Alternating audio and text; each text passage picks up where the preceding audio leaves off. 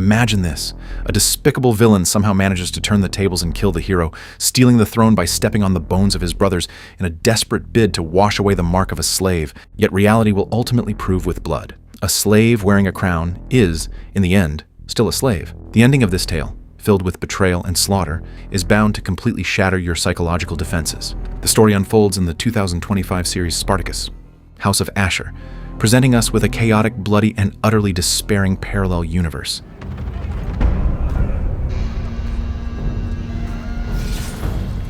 In this timeline tampered with by the gods, the treacherous Syrian, Ashur, did not die in the dirt of Mount Vesuvius. Instead, he committed the most despicable act of betrayal imaginable. In the decisive moment when Spartacus's rebel army was about to destroy everything, it was Ashur who personally hurled the fatal spear that ended Spartacus's life, saving the wealthiest man in Rome, Crassus, in the nick of time. As the ultimate reward for quelling the rebellion, Crassus granted him protection and bestowed his former master Quintus Lentulus Batiatus's gladiator training camp, along with all its wealth and status, entirely upon this Syrian traitor. Ashur transformed from a low-level gladiator who was merely a flash in the pan on the arena sands, a conspirator who climbed the ranks relying on his talent for cunning and deception, into a high and mighty master. Every morning, he wakes up in this training camp, once baptized by blood, donning the robes that symbolize power, attempting to use a master's authority to mask his deep-seated extreme fear. But his nightmares never cease. The souls of the dead constantly wander the shores of the god of sleep, reminding him of this stolen, hypocritical life. In fact, many viewers might overlook a highly ironic hidden detail here. Even though Ashur owns the training camp, he is nothing more than a clown playing dress-up in an adult's clothes. Attend! The newly recruited gladiators despise this coward who sold out his brothers and bootlicked the Romans from the bottom of their hearts, refusing to see him as a leader at all. There is even an undercurrent surging through the training camp.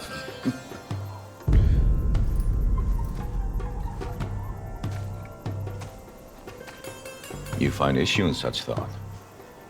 Apologies, Dominus. Break words. Absent threat of reprisal. Rumor bends ear Speak, and see it straightened. that you held spear at the bringer of rain while his back was yet towards you. Faced with this bone-deep disdain, Ashur can only resort to extreme brutality to mask his own guilty conscience.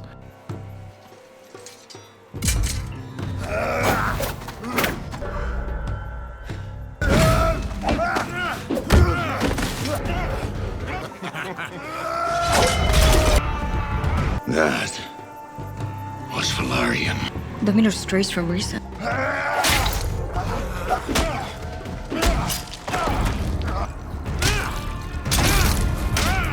Not only did he brutally murder a highly promising gladiator over a trivial matter involving a jug of Falernian wine, but he also forced his men to fight to the death under the scorching sun. He roared at these men, warning them that the ground beneath their feet was sacred land, watered with blood and tears, and that they must forge their flesh into godlike forms to honor him, the man who personally brought down the great Spartacus. However, even the highly paid instructor he hired relentlessly mocks him, bluntly stating that he doesn't like him at all, Nor I you. and that the two are merely bound together by their mutual need for money. Ashur desperately needs a victory. He needs massive amounts of wealth, and above all, he needs the Roman aristocracy to acknowledge the House of Ashur. To achieve this, he acted like a lowly beggar, intercepting the immensely powerful Aedile Gabinius and his wife, Cassutia, on the streets of Capua. Cassutia mercilessly humiliated him, comparing him to a common street pickpocket, and viciously ripped open the scars of his betrayal of his own people. However, purely out of respect for Crassus, she threw Ashur a bone, granting him a single spot to compete at the Festival of Liber. After seizing this once-in-a-lifetime opportunity, Ashur held a brutal elimination tournament within the training camp.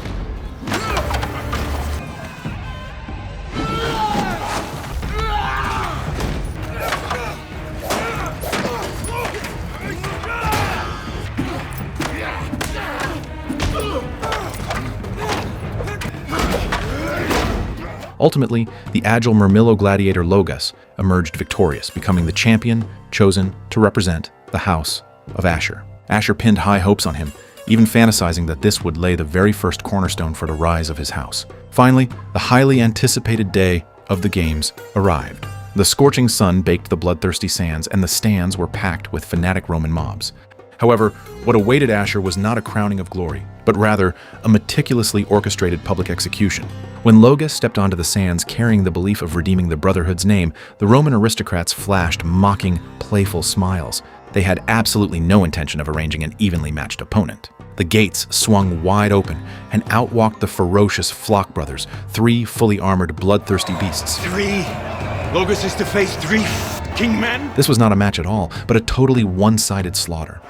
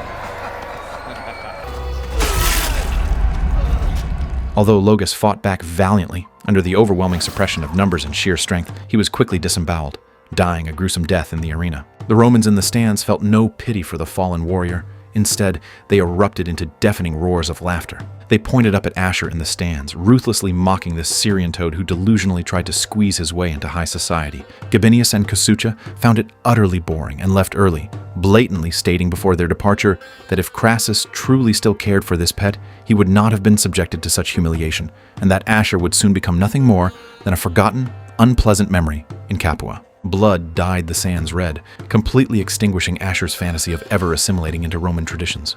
He finally realized that by playing the game according to Roman rules, he would forever be a loser.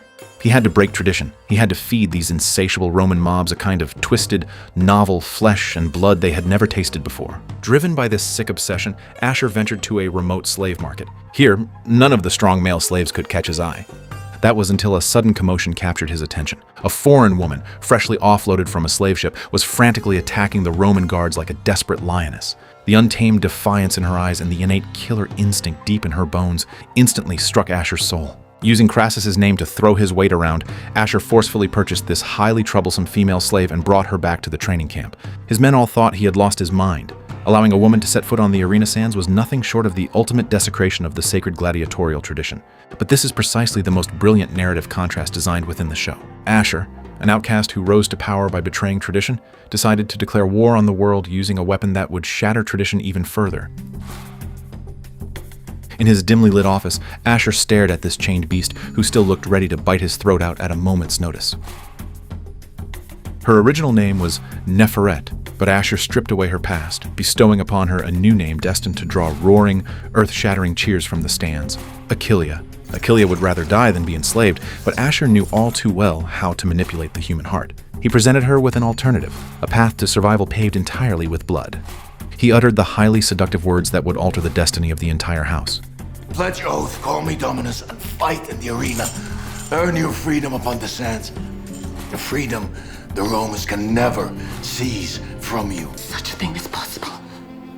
I stand proof it is so. Let us uncouple from history and embrace unknown tomorrow. Leave her!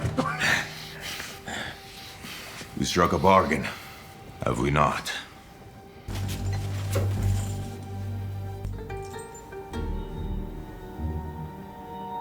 Dominus. Achillia's arrival hit like a blockbuster bomb, completely upending the entire gladiator training camp. In the eyes of the men who fancied themselves true warriors, allowing a woman to set foot on those blood-soaked, sacred sands was the ultimate insult to the Brotherhood. The instructor, Salvius, was especially full of disdain and prejudice toward her. During their grueling daily training, he deliberately ordered the brawny male gladiators to show her no mercy, even hurling vicious insults at her in an attempt to beat this untamed lioness into submission with whips and swords. These gladiators, who loudly championed tradition and honor, were in truth no different from the Ashur they so despised. They were all just dogs bound by the chains of fate, venting all their fear of the Romans onto a more vulnerable woman. Meanwhile, Ashur also suffered a devastating blow in the outside world. He had joyously anticipated a favorable reply from the Roman elites, but what he received was not a reward from his patron, Crassus. Instead, it was a humiliating command from Julius Caesar, who ordered him around as casually as a lowly servant. Caesar ordered him to take his men to the Appian Way and clean up the rotting corpses of the rebels hanging on the crosses. On that road of death, swarming with flies and reeking of an overwhelming stench, Ashur laid eyes on a mark that made his very soul tremble. Of the House of Batiatus. Garnicus. Seeing this former god of war now reduced to a piece of rotting flesh, Ashur's heart was actually seized by an overwhelming sense of terror. He realized that no matter how glorious you were on the battlefield, in the face of the Roman meat grinder, you were ultimately nothing more than a speck of dust. Desperate to salvage his house's fate, Ashur shamelessly attended a banquet hosted by Aedile Gabinius, attempting to secure a spot for his men to fight in the Apollinarian Games. However, this seemingly aristocratic dinner was, in reality, a psychological death by 1,000 cuts orchestrated by the Roman nobility. Gabinius and his wife, Casucia, mercilessly ripped away Ashur's very last shred of dignity. They bluntly informed the profusely sweating Syrian that no matter how high he climbed or how much wealth he amassed, he would never sit as an equal among the prestigious families of Rome. Their eyes, forever condemned to be but rough-hewn tool, to be used. Till blade is dulled by unkind years and then cast aside. This subtle detail foreshadowed Ashur's tragic, inescapable fate. He had schemed endlessly to slay the dragon, yet he could never become the dragon himself. He had merely traded his old shackles for a more gilded cage. And right while Ashur was wagging his tail and begging like a dog before the aristocrats, those brothers he had left behind at the training camp exposed the ugliest side of human nature. To appease his men's restless frustration over missing out on the games, Ashur had rewarded them with an abundance of fine wine and whores before leaving for the banquet. Fueled by liquid courage, several dead-drunk, maliciously intent male gladiators turned their predatory gazes toward the isolated and defenseless Achillia. They lunged at her like ravenous wolves, attempting to use the most primitive, despicable violence to shatter this woman's dignity and force her to know her place. But they had severely underestimated the wrath of the goddess of death. Pushed to the very brink of life and death, Achillia did not weep and beg for mercy like a fragile lamb. She erupted with a terrifying survival instinct, launching a desperate counterattack despite the overwhelming odds.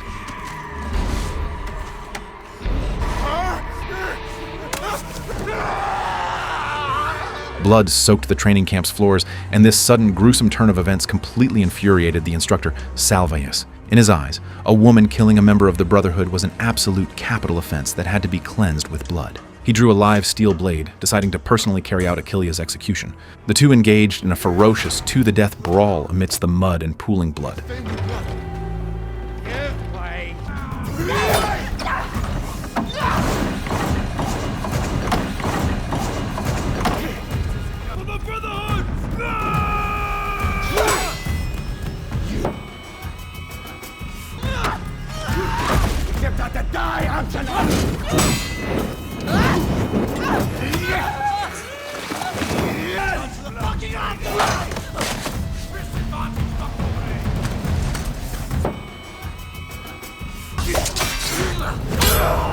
The instructor's blade ultimately found its way to her throat, but in that crucial split second, the cold-hearted veteran hesitated.